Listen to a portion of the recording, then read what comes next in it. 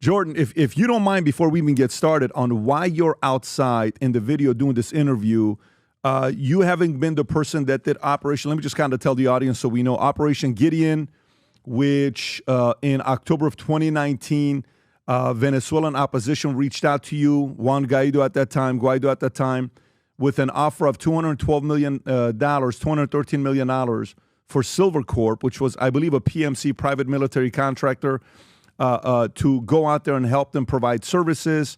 In doing so, to eliminate Maduro, which at the time even, the U.S. had recognized Guaido as the new president of Venezuela. All this stuff was taking place. And then you had to put a team together to go out there and do this. And then eventually we all saw this on TV. Multiple people caught. The Venezuelan government announced that they had killed quite a few of them that tried to go there on, I believe, a couple different boats. But today now, we were supposed to do this live. Jordan, first of all, welcome to the podcast. But can you share with the audience why you're doing the podcast from a parking lot?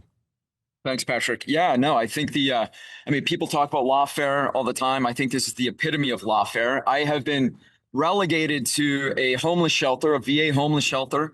When I was in a hearing yesterday, the judge looked over to my attorney and Maricel Descalzo, who's incredible, by the way, and asked why Mr. Goudreau, why can't he just stay in an apartment? Why I have to stay at this homeless shelter, which I've been here fighting to stay here for the last, 5 months. And my attorney turned to the prosecutor and said, because they won't let him. They won't let him stay in just an apartment like a regular individual. The prosecution lost the very first bond hearing. The lawyer who was in charge at the time, she had joked about putting, Jeremy Brown and bragging about how she got Jeremy Brown in jail and another Green Beret. And they laughed about how I would be their third Green Beret that they would put in jail. The lawyer, the very first prosecutor, he actually stabbed the guy in Tampa. His name was Patrick Scruggs. You can pull the video up. It's absolutely insane. And then after that, 4 prosecutors wouldn't touch this case for 4 years until a Williams and Connolly prosecutor under one of the Clinton prosecutors, who happened just to be in Middle District of Florida, decided to take the case right before the run up to the U.S. election. How convenient. I am essentially a Trojan horse for the Trump administration. And I think, listen, let me roll back to the intro and like what you said about Operation Gideon, which was never Operation Gideon. It was always Operation Edgemont. But what I'll say about it is that's a beautiful CIA narrative. That's a beautiful CIA narrative. The CIA spun a tremendous narrative with the help of the AP, with the help of Rolling Stone magazine, Vice, this documentary movie that came out. If you read all of that, all of those articles and from back then, I think, and the Wikipedia page, I think that would be, that's a pretty tremendous narrative.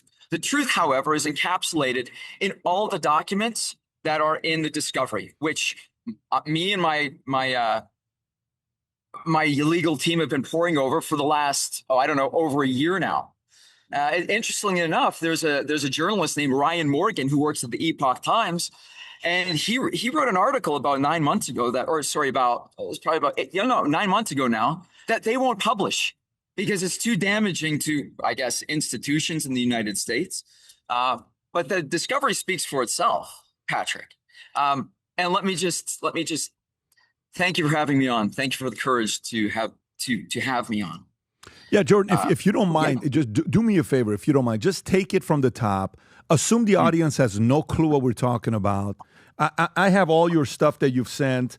I've read all the timeline. I've read all the names being involved. I got everything with Pompeo, with Pence, with Juan Guaido, with everybody. That I've read everything you send over. Anything I can get my hands on, I've read. Nowadays, more than ever, the brand you wear reflects and represents who you are. So for us, if you wear a Future Looks Bright hat or a Valuetainment gear, you're telling the world, I'm optimistic. I'm excited about what's going to be happening, but you're a free thinker. You question things. You like debate. And by the way, last year, 120,000 people got a piece of Future Looks Bright gear with Valuetainment. We have so many new things. The cufflinks are here. New future looks bright. This is my favorite, the green one. Just yesterday, somebody placed an order for 100 of these. If you watch the PBD podcast, you got a bunch to choose from. White ones, black ones. If you smoke cigars and you come to our cigar lounge, we have this high quality lighter cutter and a holder for the cigars. We got sweaters with the Valuetainment logo on it. We got mugs. We got a bunch of different things.